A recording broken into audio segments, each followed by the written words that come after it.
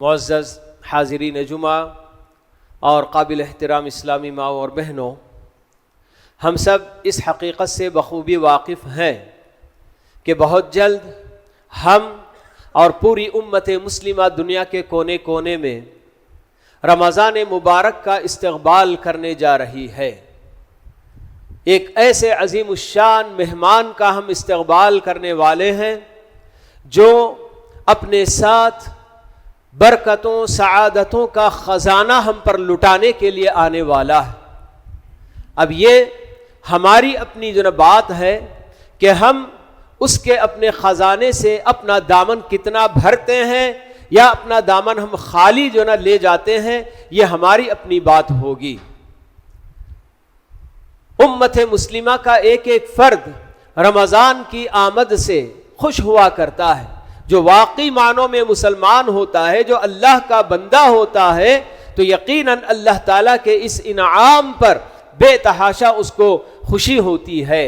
حتیٰ کہ معصوم بچے بھی جنہیں روزے کی حقیقت کیا ہے اور اس کا اجر و ثواب کیا ہے، یہ سب پوری طریقے سے معلوم بھی نہیں ہوتا ہے، مگر ایسے معصوم بچے بھی رمضان کی آمد سے یقیناً خوش ہوا کرتے ہیں۔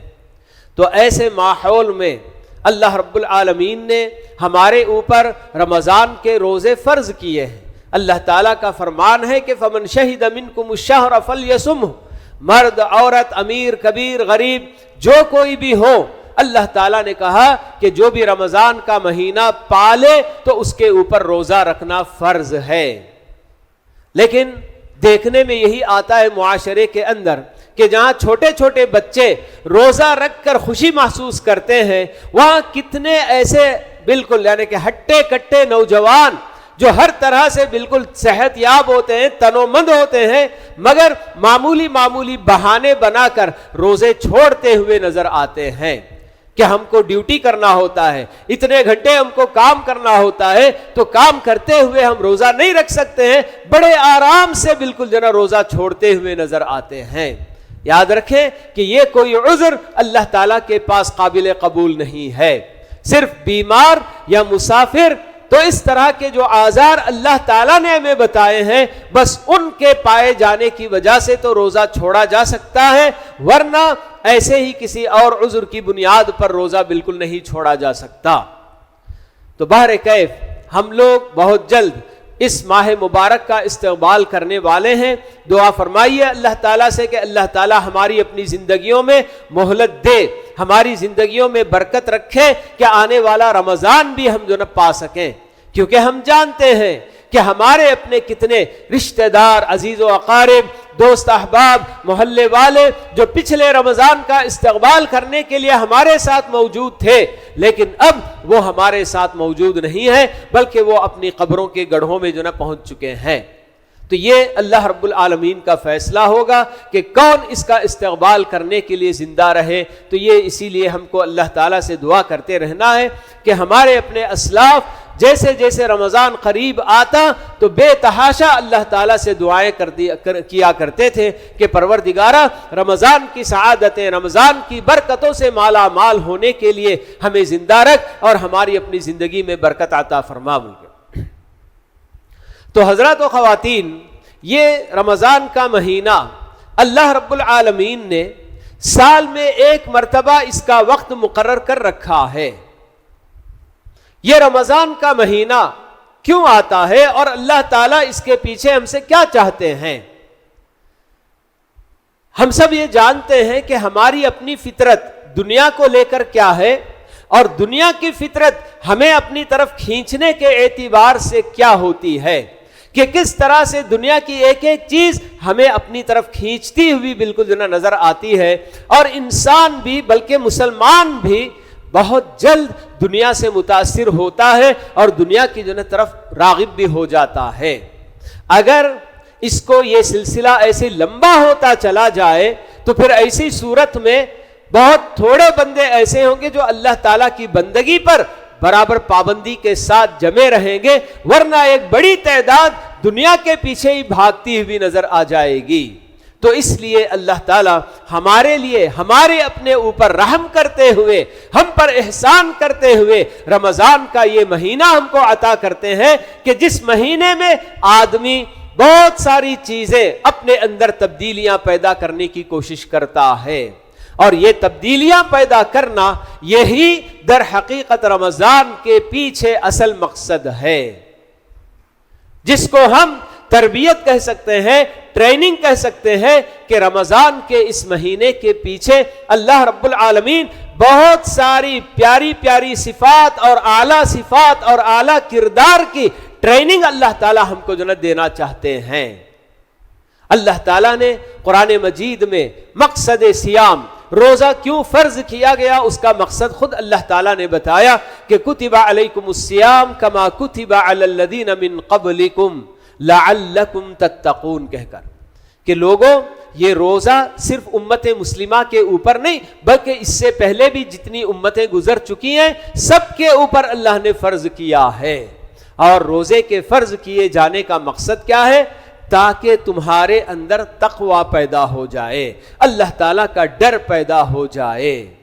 اور یہ چیز ہم لوگ روزے کے اندر بہت ہی واضح طور پر ہم دیکھتے ہیں کہ روزے کی عبادت ایسی عبادت کہ جس کے اندر ریاکاری بھی بالکل نہیں ہوتی۔ رمضان کا مہینہ تو چھوڑیے کہ رمضان کے مہینے میں ہر مسلمان ایک دوسرے کے تعلق سے یہی جو ہے کیا امید رکھے گا کہ ہاں بھئی یہ روزے سے ہوں گے،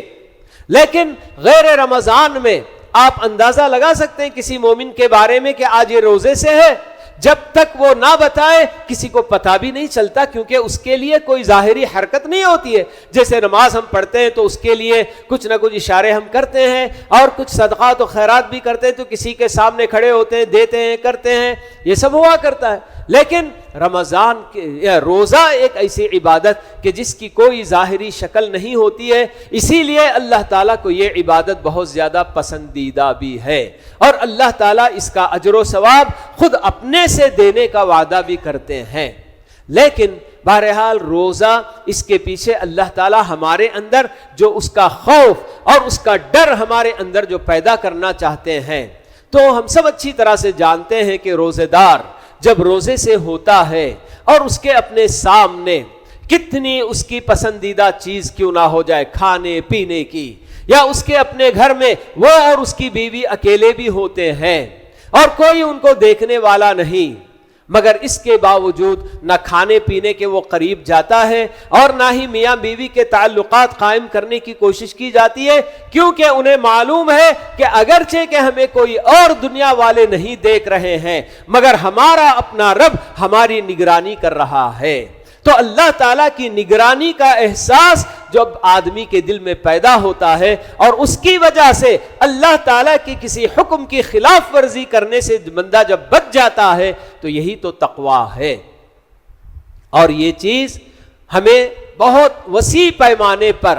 کہ کس طرح سے روزہ ہمارے اندر خواہشات سے اپنے آپ کو بچانے کی یہ صفت پیدا کرتا ہے، کہ ہم سب جانتے ہیں کہ رمضان مبارک کے دن میں کچھ ایسی چیزیں، حرام تو حرام بلکہ حلال چیزیں، کھانے پینے کی وہ چیزیں جو کہ رمضان کی راتوں میں بھی ہمارے لیے جائز ہے، تو ایسے کاموں سے بھی بندہ رمضان کے دن میں روزہ جب رکھتا ہے تو دن کے وقت میں ان حلال چیزوں سے بھی اپنے آپ کو دور رکھتا ہے کہ یہ اللہ تعالیٰ کا حکم ہے کہ مجھے سے اس وقت تک کوئی چیز، یہ سب جو روزہ کو توڑنے والی چیزیں ہیں ان کے قریب بھی نہیں پھٹکنا ہے بلکہ۔ تو ایسے میں یقیناً ہمارے اپنے اندر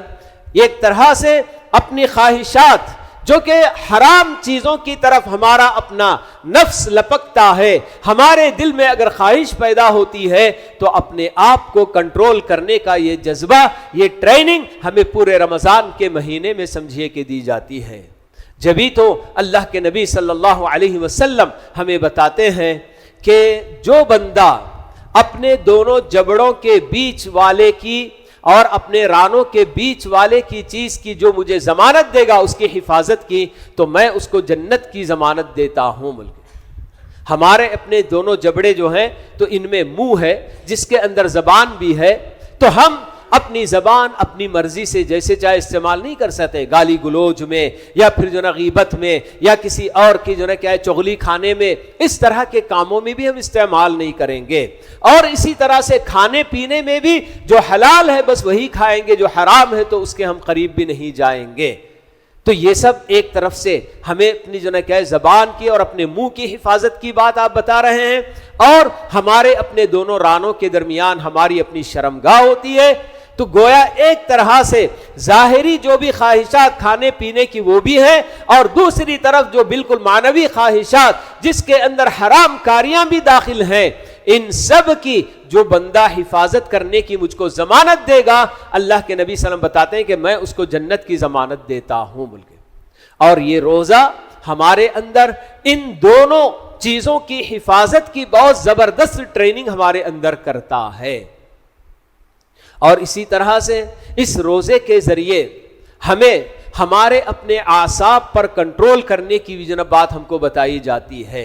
ہمارا اپنا غصہ پتہ نہیں کب کس بات پر کس پر ہم جو نا ناراض ہو جائیں اور غصہ کرنے لگ جائیں، تو روزے کے ذریعے اللہ رب العالمین ہمارے اندر اپنے آپ کو کنٹرول میں رکھنے کی صفت بھی اللہ تعالیٰ پیدا کرنا چاہتے ہیں۔ اسی لیے پیارے نبی صلی اللہ علیہ وسلم ہمیں بتاتے ہیں کہ جب تم میں سے کسی کے روزے کا دن ہو، یعنی کہ وہ جس دن روزے سے ہو، اور اگر کوئی سامنے والا اس کو کوئی گالی گلوچ کرے یا اس کے ساتھ لڑنے مارنے کے لیے تیار ہو، تو اس کو صرف یہ کہہ کر خاموشی اختیار کرنی ہے کہ میں روزے سے ہوں۔ سامنے والا گالی بھی دے رہا ہے اور میرے دل میں خیال آ رہا ہے کہ میں اس کو دگنی گالی دوں، مگر میرا روزہ مجھے اپنے کنٹرول میں رکھنے کے لیے کہتا ہے کہ نہیں، آپ روزے سے ہیں، آپ کو اپنی زبان اس طرح کی گندگی میں استعمال نہیں کرنا ہے۔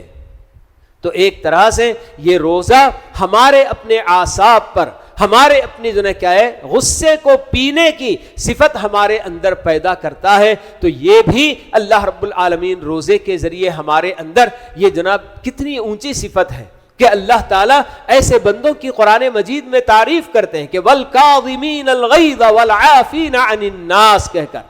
کہ جو لوگ غصہ پی جاتے ہیں اور لوگوں کو معاف کر دیا کرتے ہیں، درگزر کر دیا کرتے ہیں، تو ایسے لوگوں کو اللہ تعالیٰ ان سے محبت کرتا ہے۔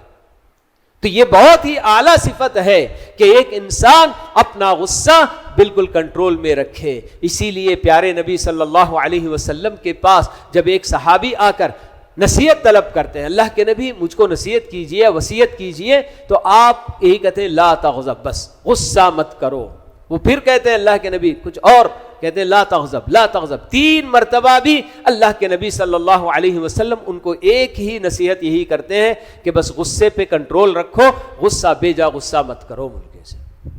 تو یہ روزے کے ذریعے اللہ رب العالمین ہمارے اندر یہ جو نا کیا ہے ایک طرح سے ٹریننگ ہم کو دینا چاہتے ہیں کہ آدمی کو مختلف قسم کے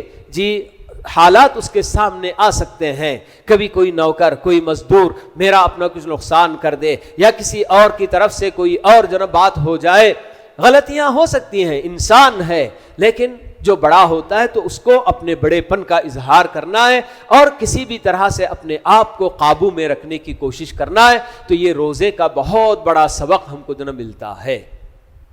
اور روزے میں تو ہم سب جانتے ہی ہیں کہ کس طرح سے آدمی صبح سے طلوع فجر سے لے کر غروب آفتاب تک کھانے پینے سے اپنے آپ کو بچائے رکھتا ہے، اس کو بھوک بھی ستاتی ہے، پیاس بھی ستاتی ہے۔ تو ایسے میں اللہ تعالیٰ روزے داروں کو یہ سبق دینا چاہتے ہیں کہ آپ ماہ رمضان کے 1 مہینے میں صبح سے شام تک بھوکے رہتے ہیں، تو آپ کو کیسے جو نا بھوک اور پیاس ستاتی ہے اور آپ کو کتنی تکلیف نہیں ہو رہی ہے۔ لیکن امت کے کچھ ایسے بھی جو نا افراد ہوتے ہیں کہ جن کے سال کے 12 مہینے اسی طرح سے بالکل گزر جاتے ہیں۔ آپ تو پھر بھی روزہ رکھنے کے بعد افطار کے وقت کا انتظار کرتے ہیں اور افطاری کے لیے بہت ساری چیزیں آپ جو نا اکٹھا بھی کر لیتے ہیں، لیکن کچھ ایسے بھی بندے ہیں کہ جن کے لیے نہ مغرب کا نہ افطار کا کوئی انتظار ہوتا ہے، بلکہ ان کے اپنے پاس کوئی کھانے پینے کی چیز تک نہیں ہوتی۔ تو ایسے میں یقیناً یہ روزہ روزے داروں کے اندر اپنے ان بھائیوں کو خیال کر کے ان کی خاطر اپنی جیب کھولنے کی ٹریننگ دیتا ہے کہ اللہ کے راستے میں ان کے لیے ان کو یاد کر کے اللہ کے ایسے کتنے بندے نہیں ہوں گے، میرے اپنے محلے میں کتنے نہیں ہوں گے، یا میری اپنی بستی میں کتنے نہیں ہوں گے، ان سب لوگوں کو خیال کر کے ان کی اپنی تکلیفیں دور کرنے کا جذبہ ہمارے اپنے اندر یہ روزے کے ذریعے اللہ تعالیٰ پیدا کرنا چاہتے ہیں۔ تو یہ کتنی بڑی ٹریننگ نہیں ہے۔ تو الغرض یہ روزہ ایک بہت بڑا امتحان ہے، اس کے اندر یقیناً تکلیف ہوتی ہی ہے۔ امتحان، کیسا امتحان ہے یہ؟ اور امتحان لینے والا کون ہے؟ اللہ رب العالمین، اسی نے ہم پر روزے فرض کیے۔ تو روزے کے امتحان کی پہلی شکل یہی ہے کہ اللہ رب العالمین نے اسے ہمارے اوپر فرض کر دیا۔ فرض کا مطلب یہ ہے کہ اگر ہم نے بغیر کسی عذر کے روزہ چھوڑا تو اللہ رب العالمین اس پر ہم کو سزا دیں گے، پکڑ کریں گے۔ اور ہم سب جانتے ہی ہیں کہ ہم میں سے ہر شخص یہی چاہتا ہے کہ اس پر کوئی پابندی نہ ہو، آزاد بالکل رہے۔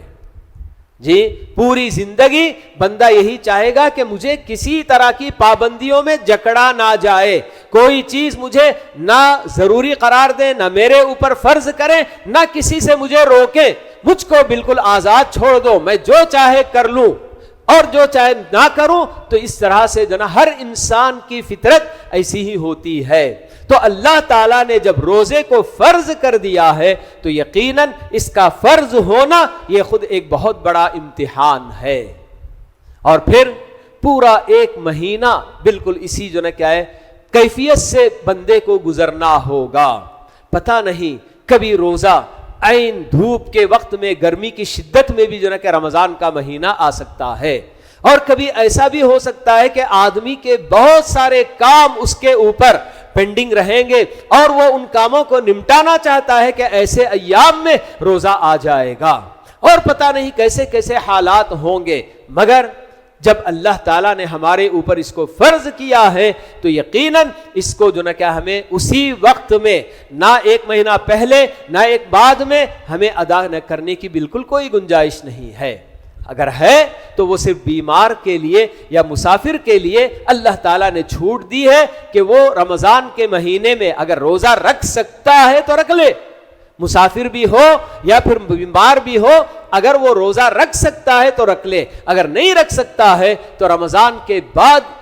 جو اور باقی کے آنے والے رمضان تک جو 11 مہینے ہوتے ہیں ان کے اندر ان کو قضا کرنے کی اللہ تعالیٰ اجازت دیتے ہیں۔ مگر جس کے پاس نہ کوئی بیمار ہے اور نہ وہ مسافر ہے، چاہے اس کی اپنی جو دنیا کے کتنے کام اس کے سر پر کیوں نہ ہو، اللہ تعالیٰ نے ہمیں کوئی گنجائش نہیں دی ہے کہ ہاں صاحب رمضان آ رہا ہے اور رمضان کے مہینے میں ہم پر اتنی ساری ذمہ داریاں آ جائیں گی، اس لیے رمضان سے پہلے ہی شعبان میں، رجب کے مہینے میں پورا روزہ رکھ کر ہم رمضان کی تلافی کر لیں۔ نہیں ہو سکتا ہے۔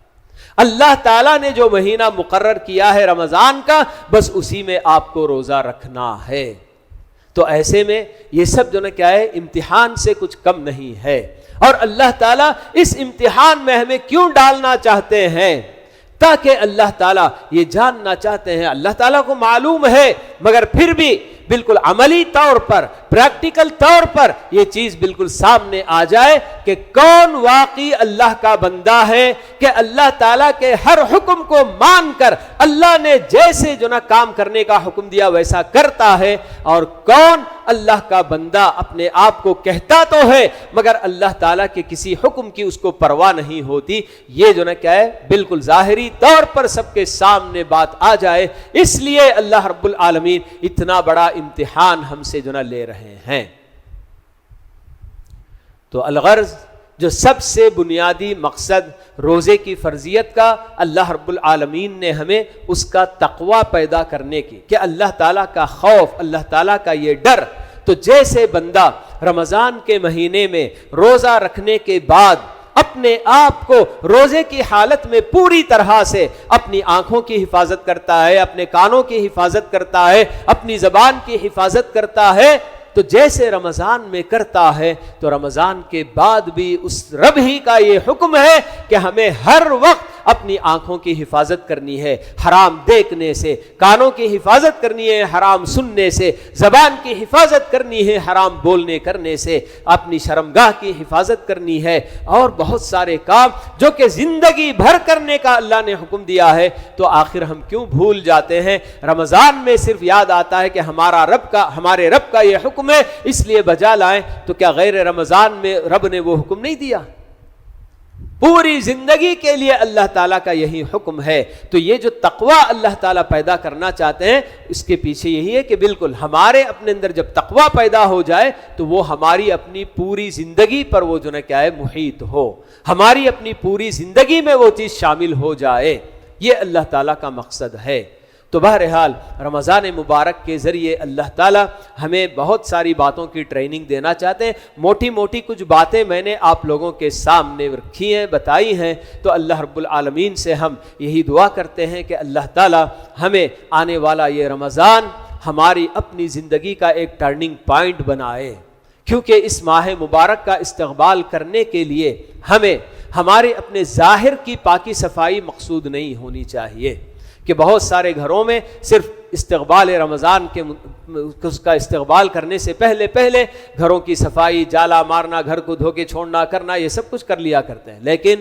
جو اصل اپنے باطن کی پاکی ہونی چاہیے، توبہ اور استغفار کر کے کہ پروردگارا اب تک میری اپنی زندگی گناہوں میں گزری، لیکن اب میں صدق دل سے تیرے سامنے توبہ کرتا ہوں اور اپنے سارے گناہوں کا میں اعتراف کرتا ہوں، تو مجھے معاف فرما دے، اور رمضان کی طفیل، رمضان کی برکتوں سے میرے اپنے اندر تبدیلی پیدا کر دے، یہ اللہ تعالیٰ سے دعا ہم کو کرنا چاہیے۔ تو یہ رمضان ہماری اپنی زندگی کے ٹرننگ پوائنٹ بالکل جناب بننا چاہیے، اور ساتھ ہی ساتھ یہ بھی ہمیں بات معلوم ہو جانی چاہیے کہ رمضان کے آمد سے پہلے کچھ لوگ چاند سلامی کا روزہ بول کے ایک دن پہلے رمضان سے سلامی کا روزہ بول کے رکھتے، یہ بالکل حرام ہے۔ اللہ کے نبی صلی اللہ علیہ وسلم نے رمضان سے پہلے ایک دن، چاہے وہ شک کا دن ہی کیوں نہ ہو، جی جیسے 29ویں رات چاند نظر نہیں آیا تو کچھ لوگوں کا خیال ہوتا ہے کہ ہو سکتا ہے کہ چاند نظر آ گیا ہو اور ہم کو نہیں نظر آیا اس لیے ہم روزہ رکھ لیں گے۔ نہیں میرے بھائیو، اللہ کے نبی کا حکم ہے کہ چاند دیکھو تو روزہ رکھو اور چاند دیکھو تو روزہ ختم کرو مل کے، تو جب نظر آ گیا تو تبھی ہم کو جو ہے کیا روزہ شروع کرنا ہے، اس سے پہلے شک کی بنیاد پر روزہ رکھنا یہ بھی درست نہیں، یا پھر رمضان کے لیے سلامی کے طور پر جو ہے روزہ رکھ کر اس کا استقبال کرے، یہ بھی جو ہے جائز نہیں ہے۔ تو اللہ رب العالمین رمضان کی آمد کے ساتھ ساتھ اللہ تعالیٰ یہ رمضان ہمارے اپنے لیے اور پوری امت مسلمہ کے لیے خیر و برکت کا باعث اللہ تعالیٰ اس کو بنائے، اور اسی طرح سے ہم امت مسلمہ کی جتنی بھی پریشانیاں جن سے وہ دوچار ہے، اللہ رب العالمین سارے لوگوں کو اس کی طرف لوٹنے، رجوع کرنے اور توبہ کرنے کی اللہ تعالیٰ توفیق نصیب فرمائے، تاکہ اللہ تعالیٰ ہمارے اس کی طرف لوٹنے سے خوش ہوتا ہے اور ہمارے اپنے حالات بھی انشاءاللہ بدلنے کا وعدہ کرتا ہے۔ تو یہ رمضان کا مہینہ پورے توبہ اور استغفار کے ساتھ ہمیں اس کا استقبال کرنا ہے، اور عزم بھی کرنا ہے کہ رمضان کے مہینے میں جیسے ہم اپنے آپ کو اللہ کا بندہ بنا کر رکھیں گے، انشاءاللہ رمضان کے بعد بھی اسی طرح سے ہم اللہ کے بندے ہیں، یہ بھولے بغیر اپنی زندگی گزارنے کی ہم کوشش کریں گے۔ ان سب عزم اور ارادے کے ساتھ رمضان کا استقبال کرنے کی اللہ رب العالمین ہم کو توفیق نصیب فرمائے، اور رمضان کے ذریعے جو کچھ سبق اللہ تعالیٰ ہم کو پڑھانا چاہتے ہیں، دینا چاہتے ہیں، وہ ساری چیزیں محسوس کر کے ان سب باتوں پر بھی عمل پیرا ہونے کی اللہ تعالیٰ ہم سب کو توفیق نصیب فرمائے۔ اقول قولی ھذا واستغفر اللہ لی ولکم ولسائر المسلمین من کل ذنب فاستغفروہ انہ ھو الغفور الرحیم۔